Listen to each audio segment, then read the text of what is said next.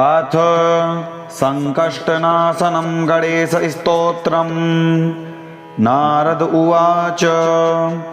प्रणम्य शिरसा देवं गौरीपुत्रं विनायकं भक्तावासं स्मरे नित्यम् आयुः कामार्थसिद्धये।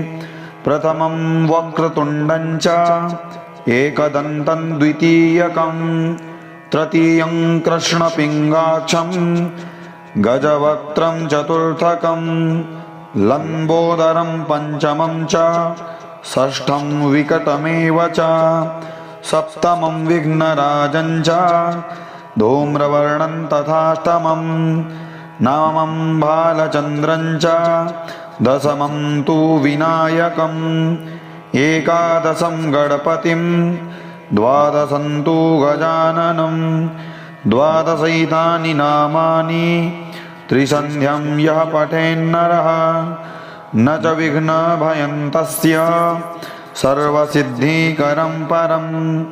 विद्यार्थी लभते विद्यां धनार्थी लभते धनं पुत्रार्थी लभते पुत्रान् मोक्षार्थी लभते गतिं। जपेद गणपतिस्तोत्रं षड्भिर्मासैः फलं लभेत संवत्सरेण सिद्धिं च लभते नात्र संशयः।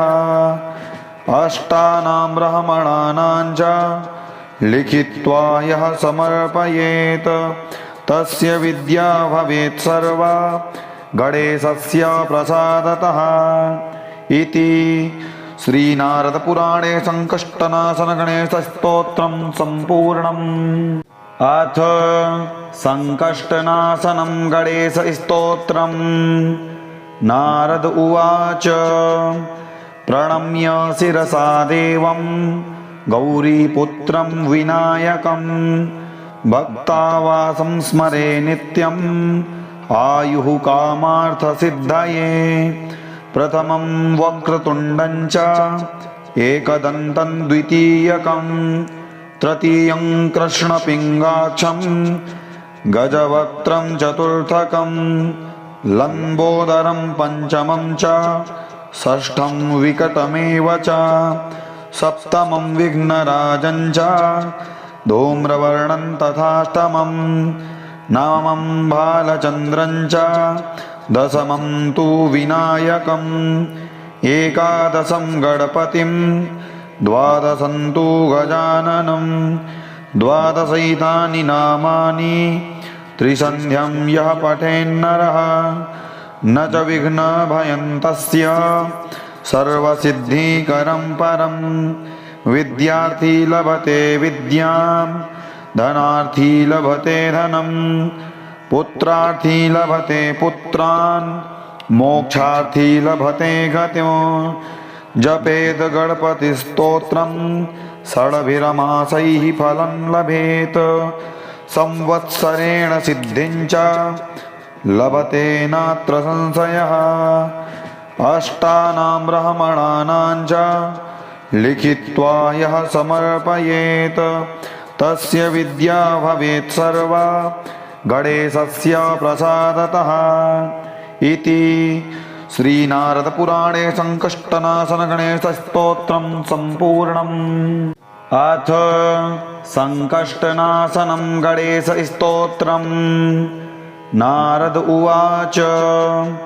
प्रणम्य शिरसा देवं गौरीपुत्रं विनायकं भक्तावासं स्मरे नित्यम् आयुः कामार्थसिद्धये।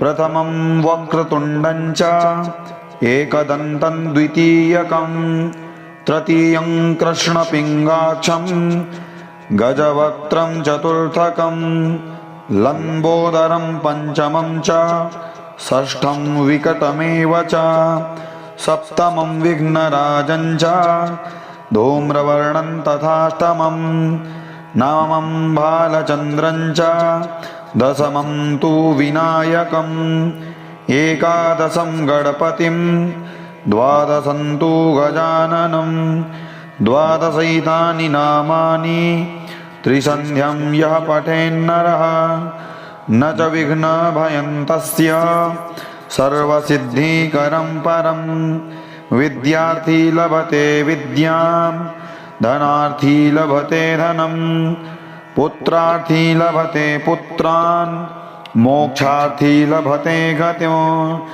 जपेद गणपतिस्तोत्रं षड्भिरमासैः फलं लभेत संवत्सरेण सिद्धिं च लभते नात्र संशयः अष्टानां ब्राह्मणानां च लिखित्वा यः समर्पयेत् तस्य विद्या भवेत् सर्वा गणेशस्य प्रसादतः इति श्रीनारदपुराणे संकष्टनाशनगणेशस्तोत्रं सम्पूर्णम्।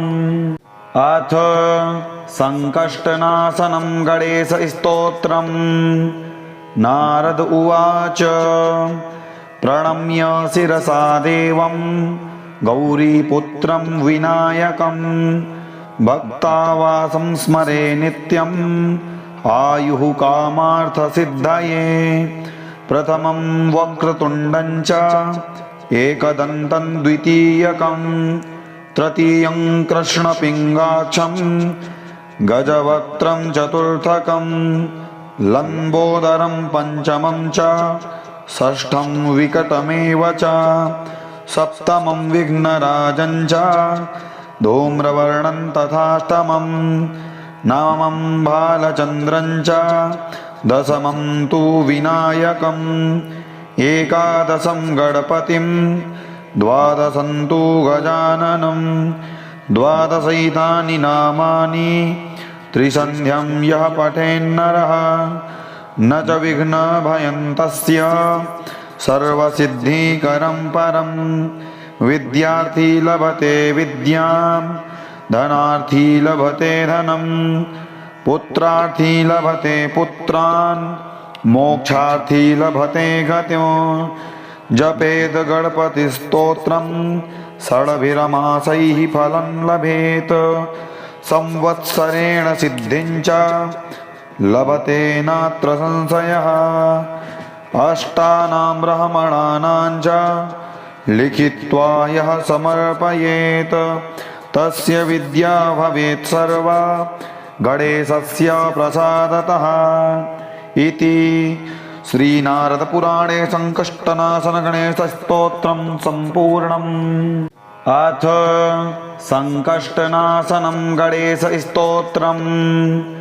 नारद उवाच प्रणम्य शिरसा देवं गौरीपुत्रं विनायकं भक्तावासं स्मरे नित्यम् आयुः कामार्थसिद्धये प्रथमं वक्रतुण्डं च एकदन्तं द्वितीयकं तृतीयं कृष्णपिङ्गाक्षं गजवक्त्रं चतुर्थकं लम्बोदरं पञ्चमं च षष्ठं विकटमेव च सप्तमं विघ्नराजं च धूम्रवर्णं तथाष्टमं नवमं भालचन्द्रं च दशमं तु विनायकम् एकादशं गणपतिं द्वादशं तु गजाननं द्वादशैतानि नामानि त्रिसन्ध्यं यः पठेन्नरः न च विघ्नभयं तस्य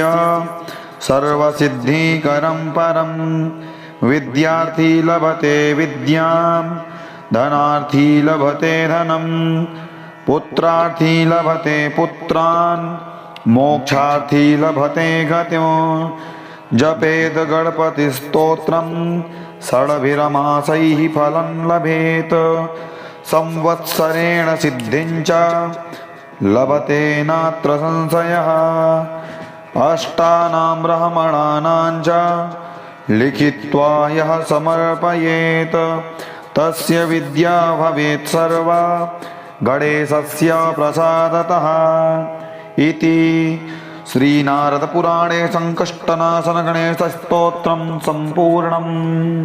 अथ संकष्टनाशनं गणेशस्तोत्रम्। नारद उवाच प्रणम्य शिरसा देवं गौरीपुत्रं विनायकं भक्तावासं स्मरे नित्यम् आयुः कामार्थसिद्धये प्रथमं वक्रतुण्डं च एकदन्तं द्वितीयकं तृतीयं कृष्णपिङ्गाक्षं गजवक्त्रं चतुर्थकं लम्बोदरं पञ्चमं च षष्ठं विकटमेव च सप्तमं विघ्नराजं च धूम्रवर्णं तथाष्टमं नवमं बालचन्द्रं च दशमं तु विनायकम् एकादशं गणपतिं द्वादशं तु गजाननं द्वादशैतानि नामानि त्रिसन्ध्यं यः पठेन्नरः न च विघ्नभयं तस्य सर्वसिद्धिकरं परं विद्यार्थी लभते विद्यां धनार्थी लभते धनं पुत्रार्थी लभते पुत्रान् मोक्षार्थी लभते गतिं जपेद गणपतिस्तोत्रं षड्भिर्मासैः फलं लभेत संवत्सरेण सिद्धिं च लभते नात्र संशयः अष्टानां ब्राह्मणानां च लिखित्वा यः समर्पयेत् तस्य विद्या भवेत् सर्वा गणेशस्य प्रसादतः इति श्रीनारदपुराणे संकष्टनाशनगणेशस्तोत्रं सम्पूर्णम्। अथ संकष्टनाशनं गणेशस्तोत्रं। नारद उवाच प्रणम्य शिरसा देवं गौरीपुत्रं विनायकं भक्तावासं स्मरे नित्यम् आयुः कामार्थसिद्धये प्रथमं वक्रतुण्डं च एकदन्तं द्वितीयकं तृतीयं कृष्णपिङ्गाक्षं गजवक्त्रं चतुर्थकं लम्बोदरं पञ्चमं च षष्ठं विकटमेव च सप्तमं विघ्नराजं च धूम्रवर्णं तथाष्टमं नवमं बालचन्द्रं च दशमं तु विनायकम् एकादशं गणपतिं द्वादशं तु गजाननं द्वादशैतानि नामानि त्रिसन्ध्यं यः पठेन्नरः न च विघ्नभयं तस्य सर्वसिद्धिकरं परं विद्यार्थी लभते विद्यां धनार्थी लभते धनं पुत्रार्थी लभते पुत्रान् मोक्षार्थी लभते गतिं जपेद गणपतिस्तोत्रं षड्भिर्मासैः फलं लभेत संवत्सरेण सिद्धिं च लभते नात्र संशयः अष्टानां ब्राह्मणानां च लिखित्वा यः समर्पयेत् तस्य विद्या भवेत् सर्वा गणेशस्य प्रसादतः इति श्रीनारदपुराणे संकष्टनाशनगणेशस्तोत्रं सम्पूर्णम्। अथ संकष्टनाशनं गणेशस्तोत्रम्। नारद उवाच प्रणम्य शिरसा देवं गौरीपुत्रं विनायकं भक्तावासं स्मरे नित्यम् आयुः कामार्थसिद्धये प्रथमं वक्रतुण्डं च एकदन्तं द्वितीयकं तृतीयं कृष्णपिङ्गाक्षं गजवक्त्रं चतुर्थकं लम्बोदरं पञ्चमं च षष्ठं विकटमेव च सप्तमं विघ्नराजं च धूम्रवर्णं तथाष्टमं नवमं बालचन्द्रं च दशमं तु विनायकम् एकादशं गणपतिं द्वादशं तु गजाननं द्वादशैतानि नामानि त्रिसन्ध्यं यः पठेन्नरः न च विघ्नभयं तस्य सर्वसिद्धिकरं परं विद्यार्थी लभते विद्यां धनार्थी लभते धनं पुत्रार्थी लभते पुत्रान् मोक्षार्थी लभते गतिं जपेद गणपतिस्तोत्रं षड्भिरमासैः फलं लभेत संवत्सरेण सिद्धिं च लभते नात्र संशयः अष्टानां ब्राह्मणानां च लिखित्वा यः समर्पयेत् तस्य विद्या भवेत् सर्वा गणेशस्य प्रसादतः इति श्रीनारदपुराणे संकष्टनाशनगणेशस्तोत्रं सम्पूर्णम्। अथ संकष्टनाशनं गणेशस्तोत्रम्। नारद उवाच प्रणम्य शिरसा देवं गौरीपुत्रं विनायकं भक्तावासं स्मरे नित्यम् आयुः कामार्थसिद्धये प्रथमं वक्रतुण्डं च एकदन्तं द्वितीयकं तृतीयं कृष्णपिङ्गाक्षं गजवक्त्रं चतुर्थकं लम्बोदरं पञ्चमं च षष्ठं विकटमेव च सप्तमं विघ्नराजं च धूम्रवर्णं तथाष्टमं नवमं बालचन्द्रं च दशमं तु विनायकम् एकादशं गणपतिं द्वादशं तु गजाननं द्वादशैतानि नामानि त्रिसन्ध्यं यः पठेन्नरः न च विघ्नभयं तस्य सर्वसिद्धिकरं परं विद्यार्थी लभते विद्यां धनार्थी लभते धनं पुत्रार्थी लभते पुत्रान् मोक्षार्थी लभते गतिं जपेद गणपतिस्तोत्रं षड्भिरमासैः फलं लभेत संवत्सरेण सिद्धिं च लभते नात्र संशयः अष्टानां ब्राह्मणानां च लिखित्वा यः समर्पयेत् तस्य विद्या भवेत् सर्वा गणेशस्य प्रसादतः इति श्रीनारदपुराणे संकष्टनाशनगणेशस्तोत्रं सम्पूर्णम्। अथ संकष्टनाशनं गणेशस्तोत्रम्। नारद उवाच प्रणम्य शिरसा देवं गौरीपुत्रं विनायकं भक्तावासं स्मरे नित्यम् आयुः कामार्थसिद्धये प्रथमं वक्रतुण्डं च एकदन्तं द्वितीयकं तृतीयं कृष्णपिङ्गाक्षं गजवक्त्रं चतुर्थकं लम्बोदरं पञ्चमं च षष्ठं विकटमेव च सप्तमं विघ्नराजं च धूम्रवर्णं तथाष्टमं नवमं बालचन्द्रं च दशमं तु विनायकम् एकादशं गणपतिं द्वादशं तु गजाननं द्वादशैतानि नामानि त्रिसन्ध्यं यः पठेन्नरः न च विघ्नभयं